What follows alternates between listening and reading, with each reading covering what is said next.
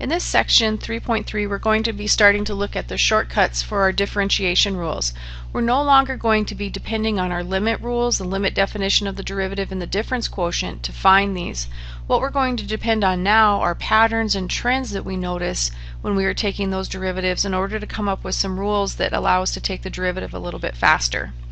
Now our first rule is the derivative of a constant is 0. The derivative of any constant is 0. So the way I can notate this specifically, the derivative with respect to x of the function 5 is equal to 0. Now in general, the derivative with respect to x of any constant is 0.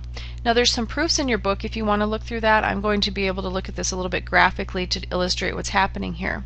Now remember, the derivative means the slope of the tangent line. Now what does the graph of y equal 5 look like? Well, y equal 5 looks like a horizontal line that goes through 5 on the y-axis. So here's y equal 5. Well, what is the slope of the tangent line here? The slope of this line is equal to 0. The slope of the tangent line is 0, so this totally makes sense. And again, your book goes through a little bit of a proof to show us that as well. The next shortcut rule that you'll definitely want to know is called the power rule. Now the power rule can be illustrated a lot of different ways, but in general with the power rule we're taking the derivative with respect to x of a variable to some sort of a power. Now this power doesn't have to be an integer, it doesn't have to be positive, it doesn't have to be negative, it could be a fraction. So you're not really limited here with this exponent. The only thing this exponent cannot be is some other function. When we have another function, then we have another set of rules that we need to use. Well, the derivative of x to a power, I bring the n down, bring the exponent down, and then I decrease it by 1. There's our power rule. We're going to be using this constantly for the next couple years at least, so it's a good one to know. So let's go ahead and look at some examples. The derivative with respect to x, let's say of something really basic like x cubed, is 3x to the 3 minus 1, which is 3x squared. And again, this is the slope of the tangent line if you want to think about it like this at any point along the graph. And holy cow, isn't that easier than taking the limit definition of the derivative? Let's go ahead and look at some other ones. Let's look at the derivative with respect to x of 1 over x squared. Now here we're kind of moving ahead of where we should be because we're actually looking at quotient here. But basically the derivative of a quotient, I can't just take the derivative of the numerator and the derivative of the denominator. I have to use something called a quotient rule, but for now what I want to think about is I could just flip this up top and use this as my good old power rule. Now here I bring the negative 2 down, decrease the exponent by 1, and my derivative would look like negative 2x to the negative 3. And I could rewrite it as such. And again, this is what your derivative is equal to. So we should really get in the habit of saying, okay, f prime of x equals 3x squared then. And over here we could say f prime of x. Another name for f prime of x is y prime equals negative 2 over x cubed, to kind of summarize what our solutions are. Because we have so many derivatives, we have functions, we have second derivatives running around, we really need to be careful about what's our original function and what's our derivative. Another way we could write this out is derivative with respect to x of the square root of x. Okay, well, to get started here, we need to rewrite this with an exponent, which would be 1/2. You bring the 1/2 down, and then you decrease that by 1. So here I'd get 1/2 x to the negative 1/2. So f prime of x, or y prime, or however you want to denote that, is 1 over 2 root x. We never leave negative exponents unless I'm going to take a second derivative, and then it would behoove me to leave it in this exponential form so I can use the power rule again. So these are really good examples of how we can work with this, the good old plain power rule. Let's go ahead and look at a few others. Let's look at the derivative with respect to x of, let's say, x to the 3/5. Okay, you bring the exponent down and then you decrease it by 1. And I always write these out just because sometimes we kind of forget how to do some of our basic arithmetic. 3/5 minus 1 is 3/5 minus 5/5, so a negative 2/5. Don't forget the x though, like I almost did. Okay, so when we write this, f prime of x is equal to 3 over 5x to the 2/5. So whenever you come up with your final answer, no negative exponents. But if you're going to use this in a next calculation, definitely leave a negative exponent if you're going to go with the second derivative. So we have the derivative of a constant is 0. We have the derivative of x to any power is going to be that nice power rule. Let's go ahead and look at the constant multiple rule. Now the constant multiple rule really is just our power rule. I just need to consider, what if I have a constant out front? So what if I had 3x to the 4th, let's say? Well, we didn't do anything before with anything out front, but what the constant multiple rule says, I can pull the 3 out front and then take the derivative of the remaining function. So we drag that 3 along, and then I would take the derivative of x to the 4th, I'd bring the 4 down, decrease that exponent by 1, and I'd have 12x, decrease it by 1, and I'd end up with 12x to the 3rd power. And again, you need to make sure that we always say what is the derivative, what is the original function. So we can't just leave it as this. We need to say, okay, that is the derivative. This is the slope of the tangent line at any point along the curve. So that's the constant multiple rule. And again, your book gives you some nice proofs for all of these that I would encourage you to look through if you're interested. But more importantly, we need to know how to apply these. Okay, let's go ahead and look at another rule. This would be the derivative sum rule. The derivative sum rule will sound very familiar with working with limits. What this means is the derivative of a sum is the sum of the derivatives. And as it turns out, it could either be a sum or a difference. So the way this looks notationally, the derivative of a sum of two functions of x, and u and v are just some functions of x, it doesn't matter. The derivative of the sum is the sum of the derivatives. So I could take the derivative of u plus the derivative of v. Now the thing you need to keep in mind here, u and v are both functions of x. Now another way you might see this written is as du dx plus dv dx. So sometimes the function is written off to the side as such, and sometimes it's written as part of the numerator. Now let's go ahead and look at some examples here. Let's look at the derivative with respect to x of the function 4x squared plus 2x minus 3. Now I'm going to break this down into its most basic parts, but most of you, when you do these derivatives, you're not going to quite show this much work, and there's really not a lot of work to show with the power rule. There will be when we get to the product rule and the quotient rule, but for now what we're looking at here is just kind of trying to keep track of all the rules that we have in place. So the way that we would look at this is the derivative of a sum or a difference here with our last term, and we know that we can just go ahead and split that up into each piece. And I'm going to pull the 4 out front here for this one. I'll pull the 2 out front for this one.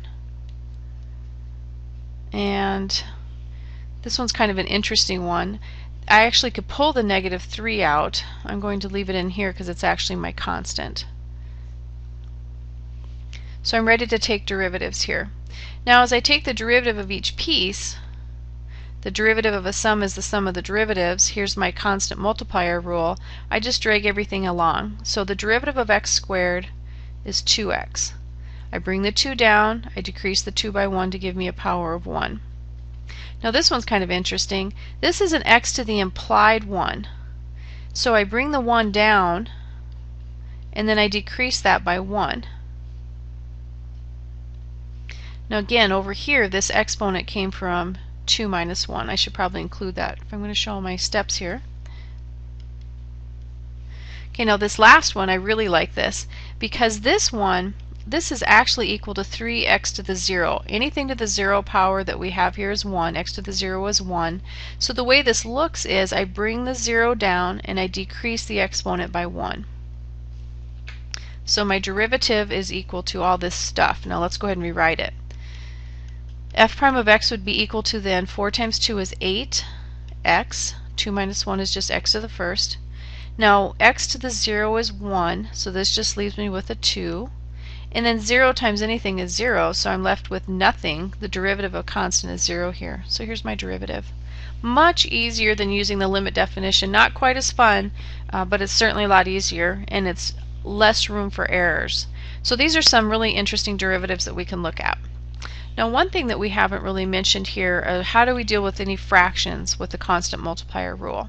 So let's look at the derivative with respect to x of something, let's say like x to the 4th plus 3/4 x to the 8th minus 5x. Now my rules are to simplify, simplify, simplify. I expect you to simplify everything, reduce everything that you can, etc. It's good practice with your algebra. So when we take this derivative, I would have f prime of x equals, I'd bring the 4 down, decrease the exponent by 1, drag the 3/4 along, bring the 8 down, decrease the exponent by 1, drag the minus 5 along, bring the exponent down, remember that's an implied 1, and then decrease the exponent by 1. Now again, I don't expect that you're going to be showing all of this work, but if you're having trouble and getting wrong answers, you might want to go back and start showing all these steps so you can get correct solutions. So here, oops, I did it again, and this exponent, I keep writing the answer instead of subtracting by 1. So here I have 4 minus 1 is 3. Now right away here I see I can do some canceling, and if you can cancel you should. So I get plus 6x. I know I did the same thing here. I decrease it by 1 and I get 7. I need to show the 8 minus 1, and so I get x to the 7th. Now over here, minus 5 times 1 is just minus 5. 1 minus 1 is 0. X to the 0 is 1, so this is my derivative.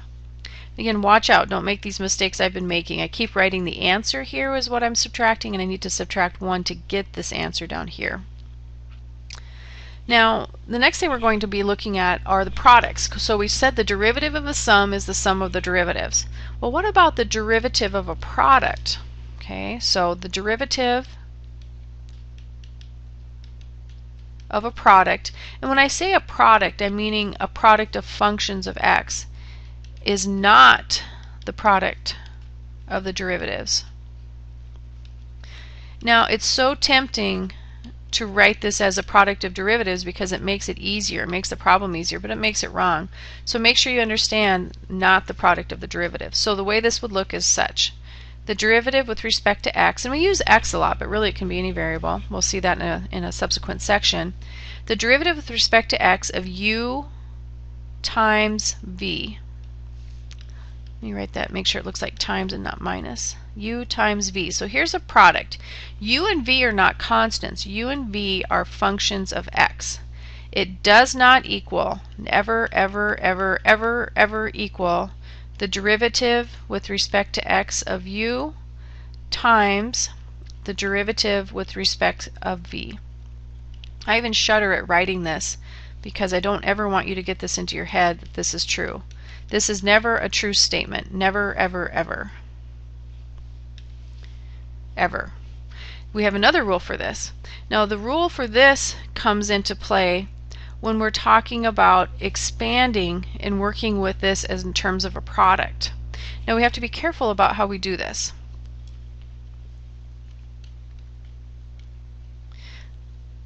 So let's go ahead and look at an example. Show me why not. Well, let's go ahead and look at the derivative with respect to x of x times x. These are products of x. Well, if I talk about this, and again this is wrong, I'm showing you the wrong way to do this. If we said, oh, that's just the derivative of each piece here, well, the derivative of x that we know, the derivative of x is 1. I'd bring the exponent down, decrease it by 1. I'd get 1 times 1 here, which equals 1. Well, let's look at this another way. X times x is x squared, and we know the derivative of x squared following through with our power rule. I bring the 2 down, decrease the exponent by 1. These are different. So one of these is wrong, and we've already established this using the limit definition of the derivative. This is correct. This is wrong.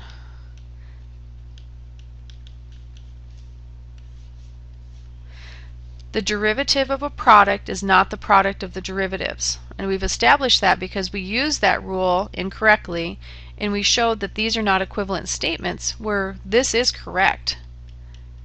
So if this was the right process, I would have got this to match up at 2x. So that just kind of shows us very quickly that the derivative of a product is not the product of the derivatives. We have another rule for that, and it's called the product rule. The product rule you'll want to make sure that you memorize. And we're going to use these often. So the derivative with respect to x of u times v. And u and v are functions of x. So u might be x squared, v might be square root of x, or something like that. So the derivative of u times v is basically taking the first function, which is u, times the derivative of the second function. So that would be dv dx, plus the second function times the derivative of the first function. So there's a lot of different ways to say this. Some people say the first times the derivative of the second plus the second times the derivative of the first. Another way that you'll see this written is u v prime plus v u prime. Now the prime notation here means derivative. Another way that you might see this written, so again this is still product rule,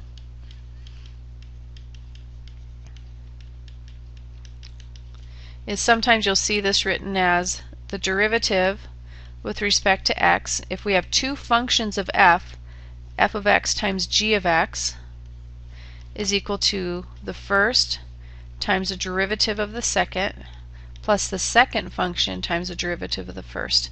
And you simply have got to memorize this. That's just the bottom line. It has to be memorized.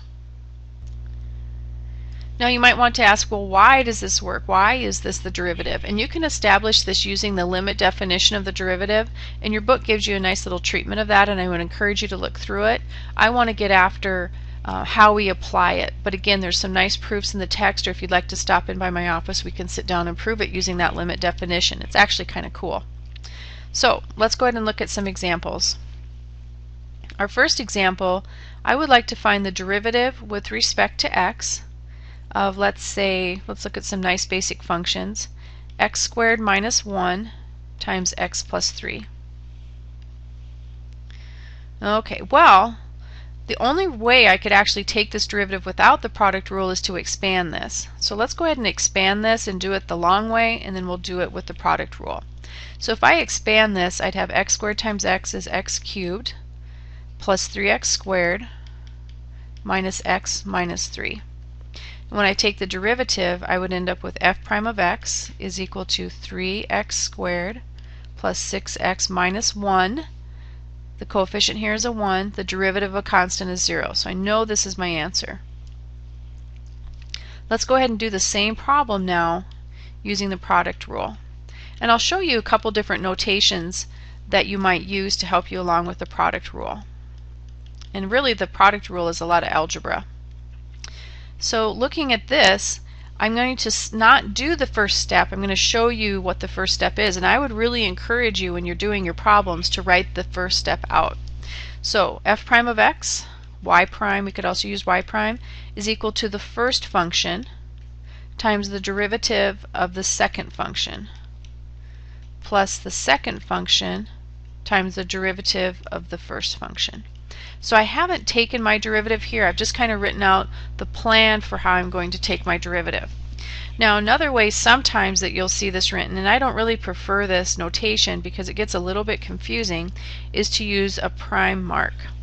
So another way we could write this out is to say the first times the derivative of the second. So we use a prime mark. I see this a lot, but what ends up happening is sometimes you might treat this as a 1 or even forget that it's there, but I do see students writing that, so that might be a notation that is helpful to you.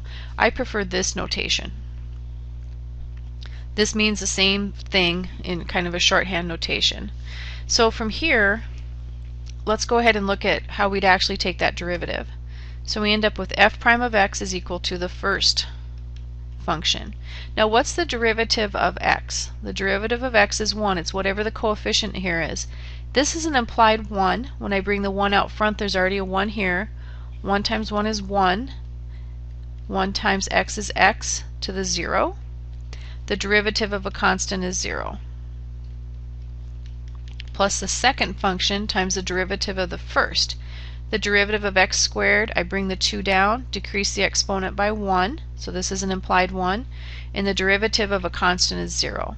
And I'm filling in these derivatives just to clarify, to show the steps of what's going on here. So really what we have here is this. We have x squared minus 1.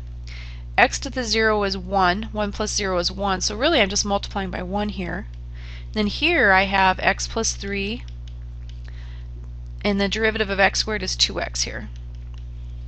There's my answer. But it's not good enough because I like to simplify these completely.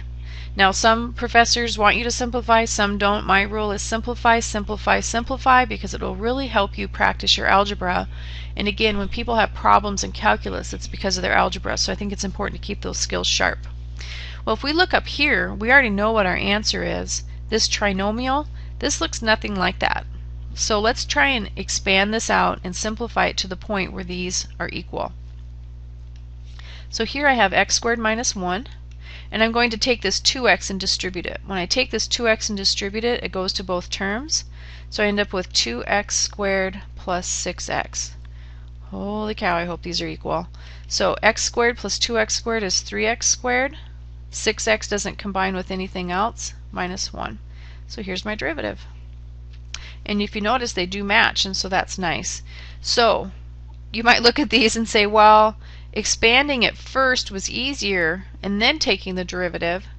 The product rule was harder, and that's totally up to you to decide. Sometimes you're forced into the product rule. You don't have a choice, especially when we get into something called the chain rule and some other rules as well. But it doesn't matter to me what rule you use to take the derivative as long as it's a legitimate rule. Let's go ahead and look at another example, and you'll notice these are pretty long. These problems are not short. So let's go ahead and look at an example where we're trying to work with the derivative of a product. So we're going to go straight for a tough one. Let's go ahead and look at the function y equals 1 plus x squared times x to the 3/4 minus 1 over x cubed. Okay, well, before we can do anything with this, we need to rewrite it. So let's rewrite it. The 1 plus x squared looks good. This would be x to the 3/4. Now what I need to do with this 1 over x cubed is I need to pop that up top into the numerator so I can use my power rule on it eventually. So this is kind of an ugly deal. If you wanted to expand this, you could FOIL this out and then use your power rule, kind of your shortcut rule. But I would recommend just getting used to using that product rule on it. So let's go ahead and write out the product rule. Y prime is equal to the first times the derivative of the second. Now so far all of our variables have been x's, but that doesn't always have to be the case. So first times the derivative of the second plus the second times the derivative of the first function. So this kind of lays things out to how we're going to take the derivative. And again, I recommend that you write this out. I recommend that you write this out as your first step, because these problems are going to get very ugly where we're combining many different techniques. And if you have the blueprint, you can always refer back to the blueprint to see what's going on. And also it makes it easy for me to give you partial credit on exams and quizzes.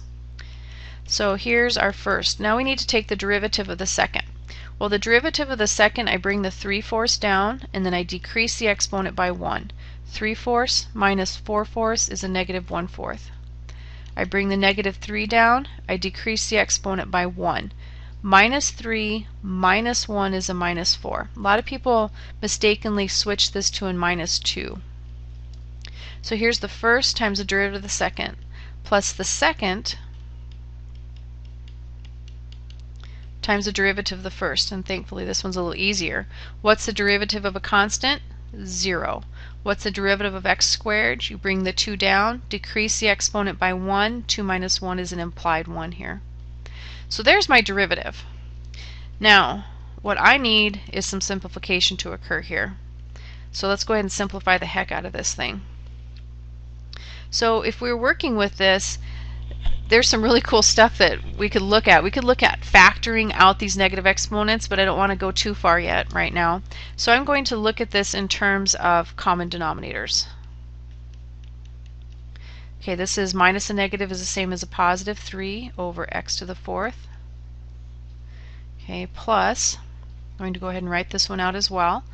X to the 3/4 minus 1 over x cubed all over 2x, or sorry, times 2x. And again, these are long problems. These, you can't give up on these and leave yourself plenty of room to work. Well, when we're working here and I want to find this common denominator, first of all, I noticed something. I could pull the 3 out front, so I'm going to do that. So the 3 that I pulled out was common to both of these values, so I just go ahead and pull it out front. Now my common denominator here is going to be 4 times x to the fourth, it looks like. Or I could also try and get this to be common in another way. I could, come up with any common denominator instead of the least common denominator. It doesn't matter. So what I want to work with here is 4x to the fourth. Well, here I already have that 4. I have an x to the 1/4. So I need to figure out what am I going to multiply top and bottom by to get that common denominator. Now over here I have the x to the fourth and I need the 4. So the easy one here is to multiply top and bottom by 4. That's simple. Now over here it's not so obvious. So when I look at this first term, I want to get x to the fourth out of this. Well, x to the fourth is x to the 16 over 4. So I need to take this and think about 15 over 4. Because when you multiply like bases, you add exponents. 1/4 plus 15/4 is 16/4. And whatever you do to the bottom, you do to the top. And again, I want you to practice your simplification here. Now up here, this is actually over 1. Common denominator is x cubed, so you multiply top and bottom by x cubed. Okay, so let's see what we have here. So I have x cubed times x to the 3/4. When you multiply like bases, you add exponents. So this right here combines to x to the 3 plus 3/4. And the funny thing about it is we don't like mixed numbers in calculus, we just like improper fractions. So this would be the same as 12 over 4 plus 3 over 4 is 15 over 4. So this is x to the 15 over 4. This is looking a little familiar. Minus 1 all over x cubed. And of course all of this is times 2x. Okay, so again, all of this is algebra. We were done with the calculus a long time ago. So rewriting, again, that 3 that I pulled out from this binomial up here. Now in my numerator here I have 4 plus x to the 15/4 all over 4 x to the fourth. Now here, if I want to, I can distribute through that 2x, or I can just pull it out front, either one. We have x to the 15/4 minus 1. And this is all over x cubed. So again, I could work with more common denominators here. This one's getting to be a little bit more involved than I guess I would have liked. But I can multiply top and bottom here. I need a 4x to the fourth, so I can multiply top and bottom by 4x. Whatever you do to the bottom, you have to do to the top. And that's going to get me an overall common denominator.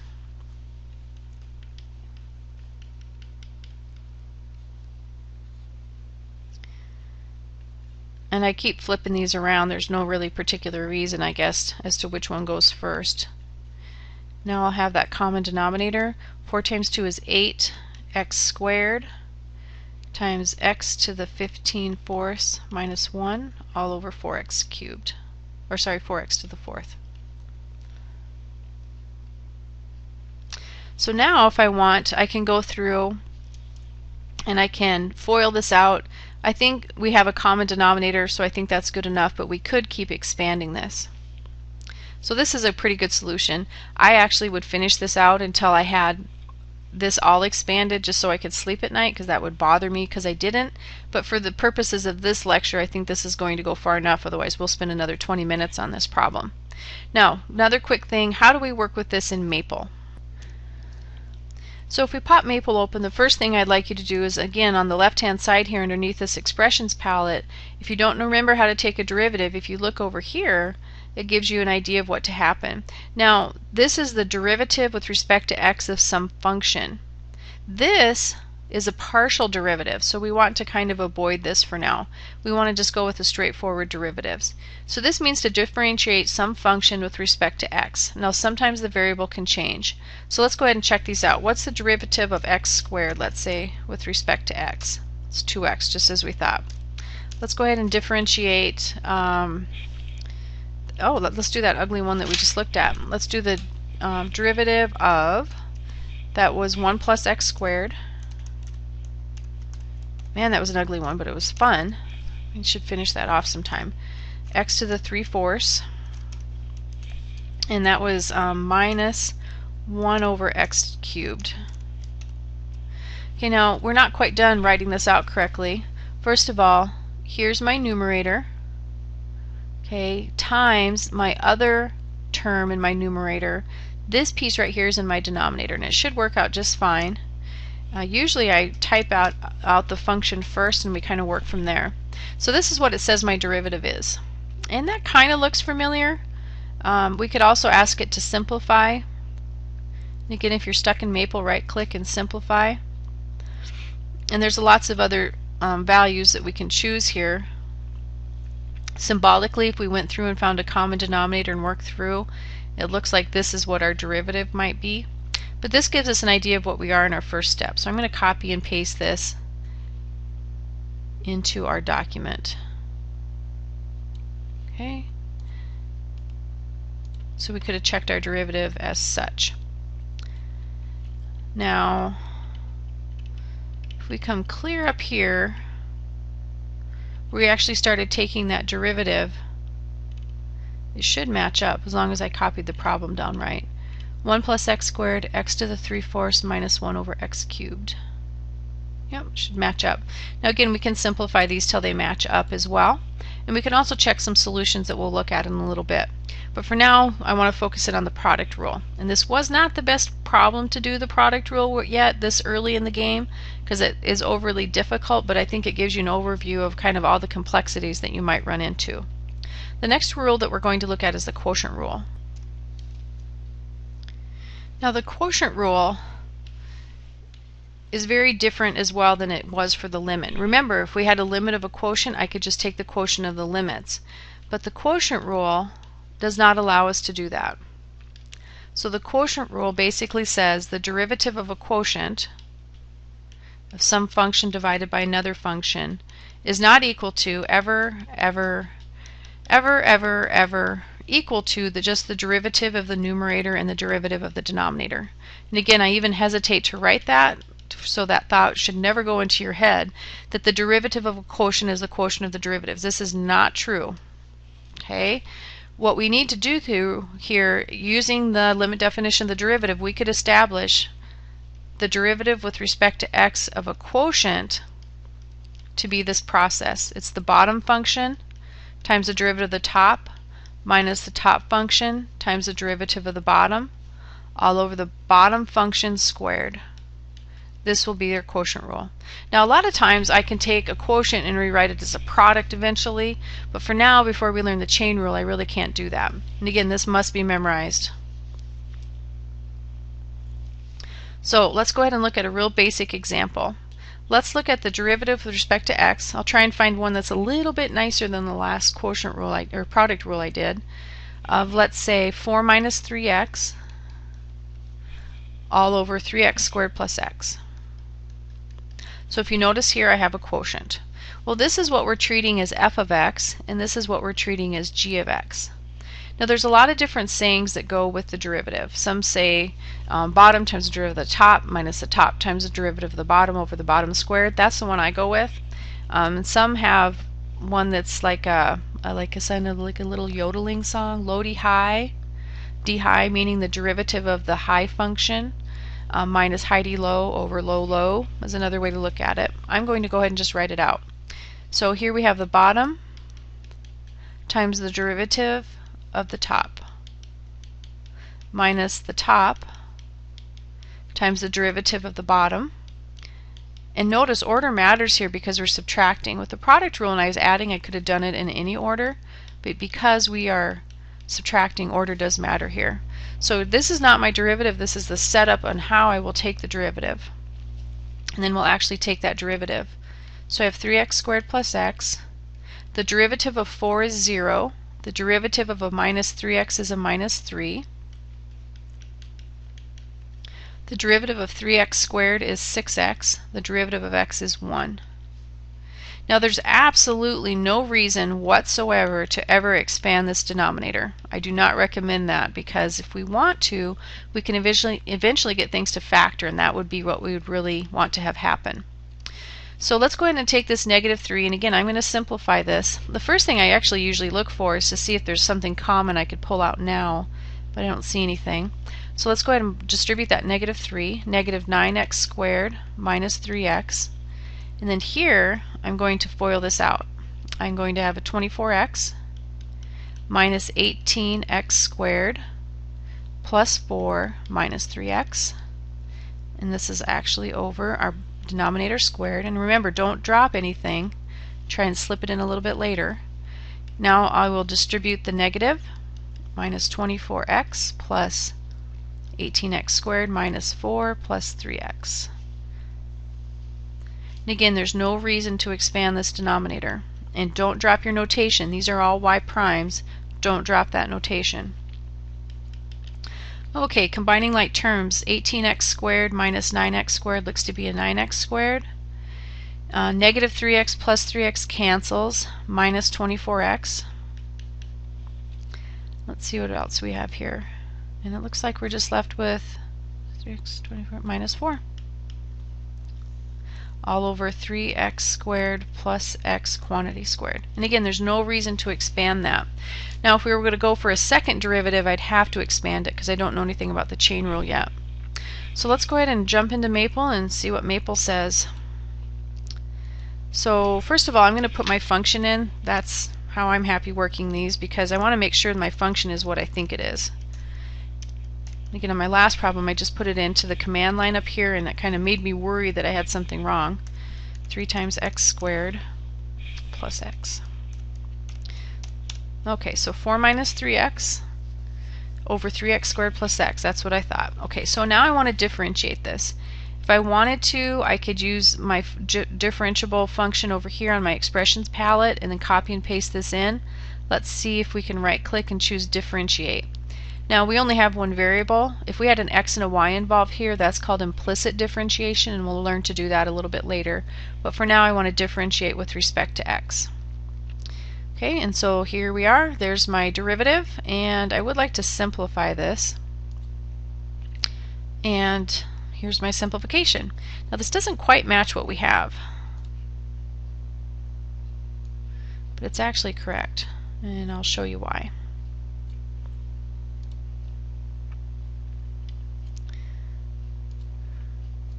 So this is what Maple says. Now if you look at our numerator, 9x squared minus 24x minus 4, it's perfect, but the denominator is a little bit different. So let me show you how they got this solution. Again, I'm perfectly thrilled with this solution, but this is how Maple got that next step. What they did is they looked at 3x squared plus x, and they said, oh, there's an x that's common there, and if I factor out an x, I'm left with 3x plus 1. Now all of this is squared.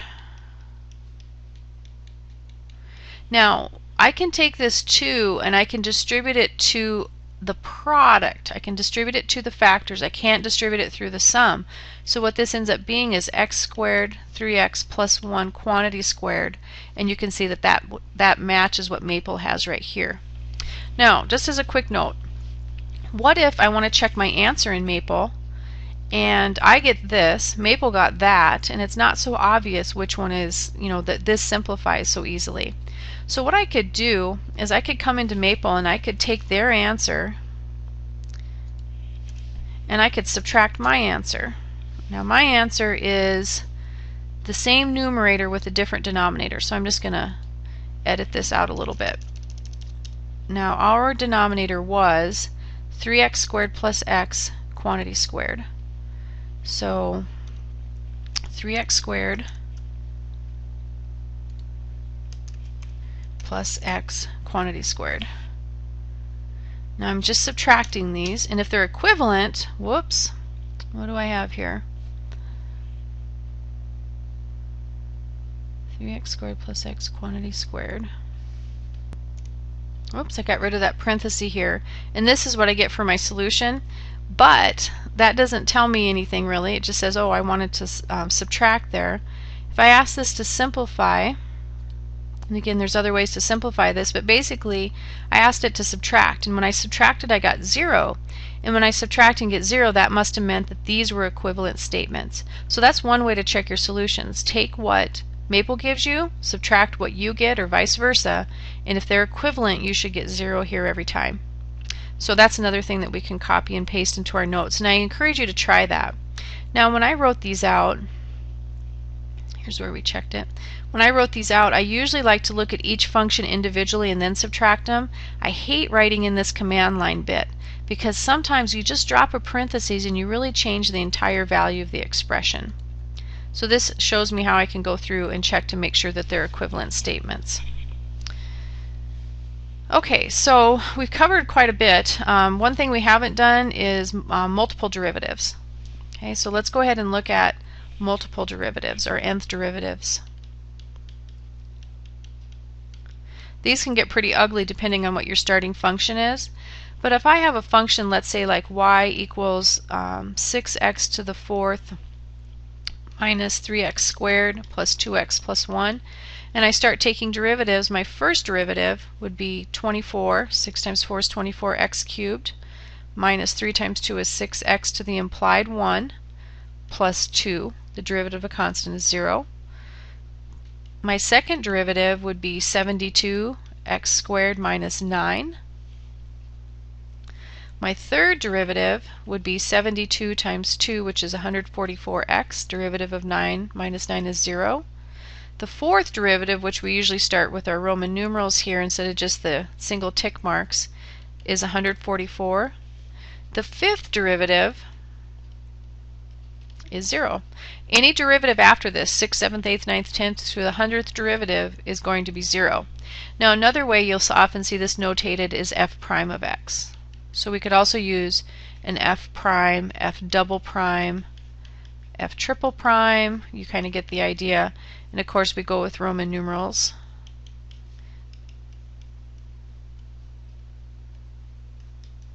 To show our derivatives as well.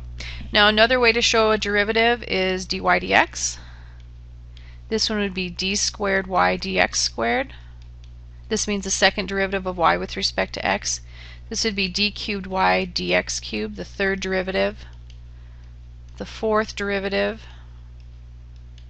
and the fifth derivative, of course, etc. So you'll see some of those patterns as well. Another way you can see this denoted is d sub y.